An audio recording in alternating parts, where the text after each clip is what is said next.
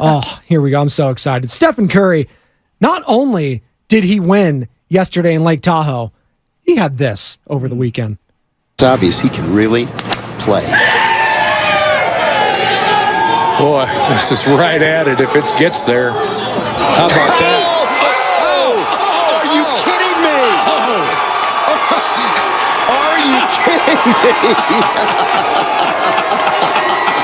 Well, hey, Rod, all I'll say is this. I think he pulled the right club. Oh, my goodness gracious. He may not stop till he gets to the Bay Area. Goodness gracious, indeed. Ultimate dad saying by my dad, Papa Spinoni, might say goodness gracious at least 3 times on the golf course. That was one of them. Stephen Curry hole-in-one on the 7th as he wins the American Century Championship, the ACC, not that ACC. But my God, Steph, come on, man. You can't be perfect at everything, Joe. Damn it. I mean, he is. Everyone loves him. He doesn't do anything wrong. He's dual sport athlete. This guy's probably amazing at bowling, too. And his celebration running down the fairway. Loved it. Even though it's a par 3, it's technically not a fairway, but I'm getting really inside the Miss weeds. me with all the people he's running on the green. Relax, all right? This isn't the Masters. This isn't Augusta, which he's played at. Come on. Do you have a hole-in-one? No. I Gotten close a couple times. As have I. I don't have one in Pop's brother? No? No, neither my brother. My dad, though, years ago at Northwood, an 8th hole. It's a little a little flip wedge, if you will. It's like 115, 120, depending on where the tee box is.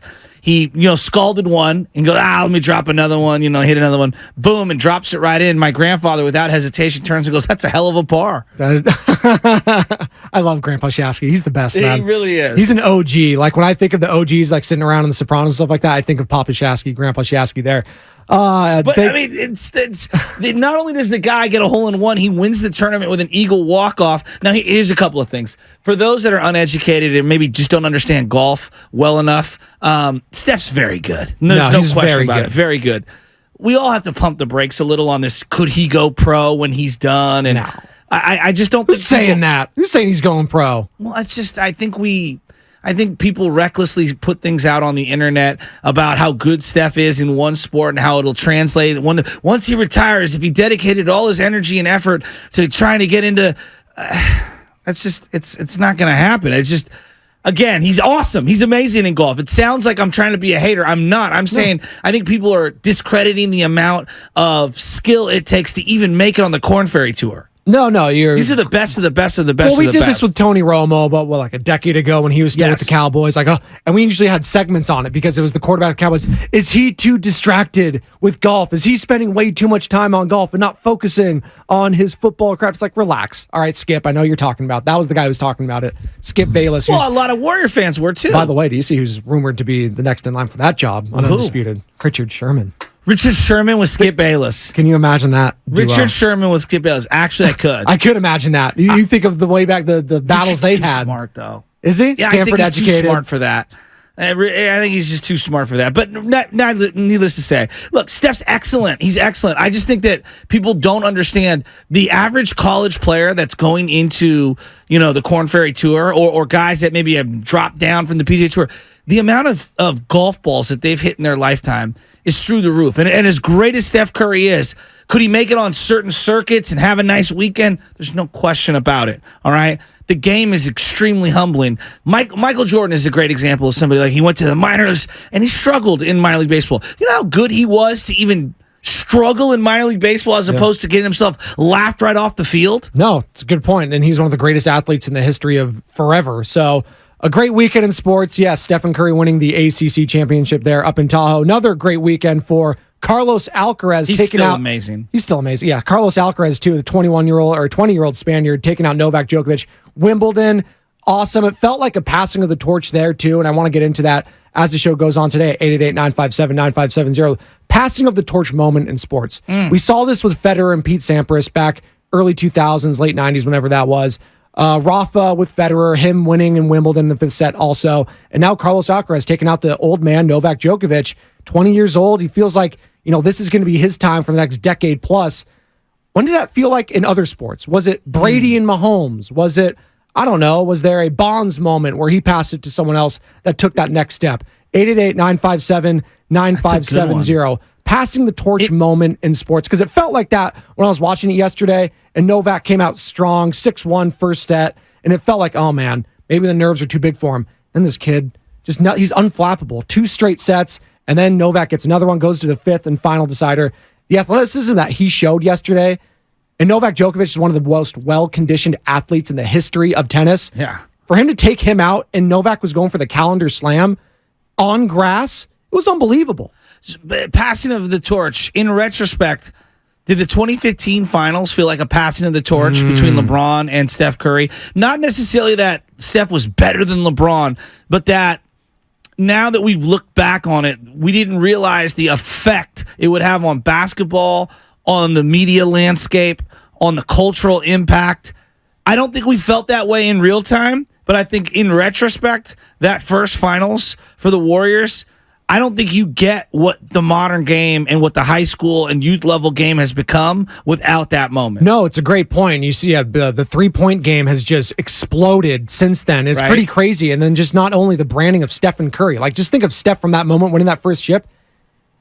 He's global, man. Yeah. He's up there with LeBron, with Kobe before him, with Michael Jordan. Like this guy is a global brand, and it's kind of turned into this thing, and maybe we'll get into it at some point this week. This player, being a fan of a certain player, Joe, not being fans of certain teams anymore, because we're seeing that more and more. We saw it with this weekend with Steph Curry. Those were his fans, not necessarily Golden State Warrior fans. They're just Stephen Curry fans there. Are there more Steph fans than there are Warrior fans? Man. Am I naive to even suggest that? Like, as in, like, duh, of course there are, because the Warrior fans don't exist all around the world, but you can be a Steph fan and still be a Knick fan. It's going to be similar to, I think, what Michael Jordan was with the Bulls, and you can speak more onto this because that was more your era when you were younger. I was like 5 or 6 when he was just getting wrapped up. Jordan stands are crazy. It's like, but they stay Bulls fans. I work with one every day.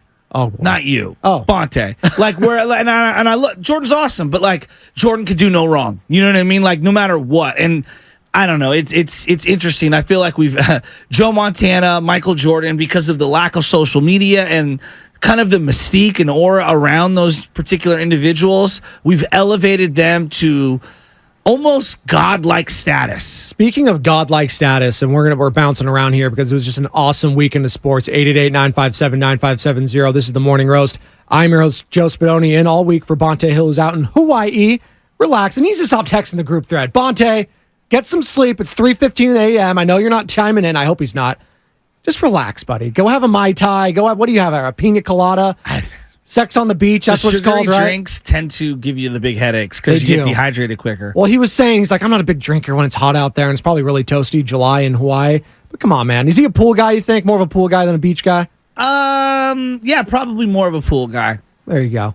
Well, now I know. Thanks, Stephen A. We'll have a Stephen A. segment at some point this week. Guarantee it. We've talked so much about like the passing of the torch. That Mahomes, Tom Brady moment that you had a couple of years ago, even though Brady won it, you saw the incredible, he was running for his life, Patrick Mahomes. He had no chance. He had no chance in that game. Yeah, but even then, everyone was like, yeah, Mahomes is still one of the greatest players. Oh, absolutely. He was making plays, scrambling, and throwing it to Tyreek Hill. He was dropping it. Kelsey dropping it. Like these plays. He had no offensive line. He had no offensive line. And in hindsight, the amount of people that were hammering the Chiefs in that game when 2 of his starting offensive linemen were out was low-key disrespectful to the GOAT, who was playing at home in the Super Bowl. So it's pretty wild. No, that's a great comp there. You just saw the talent level, and then you saw it last year in the regular season. We're watching this quarterback doc on Netflix, and if you haven't, urge you to check it out, because we'll be discussing it throughout the show today. Hard Knocks is done. And throughout this week. Yeah, absolutely. Hard Knocks, in my estimation, if you're going to give me this quarterback thing, I mean, having Mahomes on there, I don't know if anyone's seen it. It's on Netflix. You should check it out. It's 8 episodes,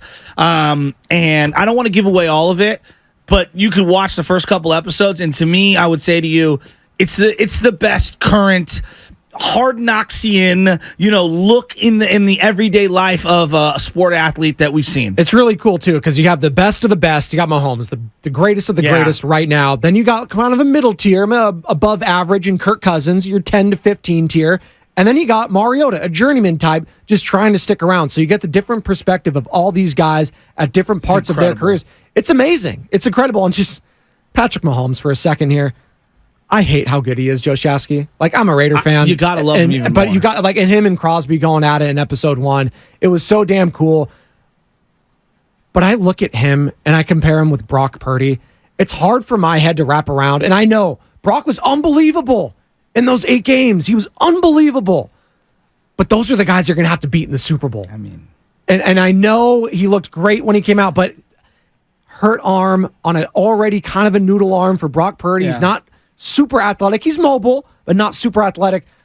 It just gives me a little pause as rookies report tomorrow and then the veterans report in a week from now. The San Francisco 49ers quarterback position is just, I thought we'd have clarity on it by now, and maybe we'll never have clarity under the Kyle Shanahan era. I don't know. But when I watch this doc and watch Patrick Mahomes, no one's beating this guy. No one's beating this guy. If he gets there, is Brock Purdy beating Patrick Mahomes? I mean, Is he beating Joe Burrow? Is what I'm I've got saying. a lot of Brock Purdy thoughts for later on in this week. A lot of them. I got some Kirk Cousins thoughts too because I'm tired of the slander on this guy. I'm just going to leave that at there. Okay. And maybe, just maybe, if Kyle Shanahan gets his hands on him, maybe something special could happen. Well, I'll tease that for another time. I don't want to give up everything. I'm gonna demand from our audience that you take the 45 Yes. minutes Yes. and watch the first episode. At least the first episode. You will That's all get you need. sucked in. I want you to watch. I think it's one of the best things that's out there. And you know who created it? No, who was it? Peyton Manning. Oh, I did see him in the beginning. That makes Omaha sense. Okay, Productions. that's great. So Peyton I thought it Manning- was Coward because he chimes in every other I time know. with the Volume Network stuff. It was like, was this pre-recorded for this specifically? Absolutely. It kind of felt like it. This was not Absolutely. off the cuff, Colin. But Peyton Manning doing it, God, he's so good. And Peyton Manning, whatever he puts his hands on is going to be a very successful product. And I go back to Mahomes, you're talking about him, and he referenced this in the doc later on in the series. He's like, Tom Brady dedicated his life to football. And Tom has said that, hey, I dedicated, if you want to beat me, you better dedicate your life. You've seen the football. sacrifices he's made off the field. Like you're seeing that all this Absolutely. last couple of years. Like he sacrificed a lot of time with his wife and with his children. Hey, for the betterment of his career Yep. in that sport, that's great. But there is sacrifices for that. For greatness, the great one sacrifice. You saw with Michael Jordan, The Last Dance, Yeah. man. That guy sacrificed a lot. He was getting teared up about players and people coming at him for his competitive nature and how it alienated teammates. He was getting emotional about Yeah. it. It's an emotional thing for these guys because they care so much about winning. And it brings me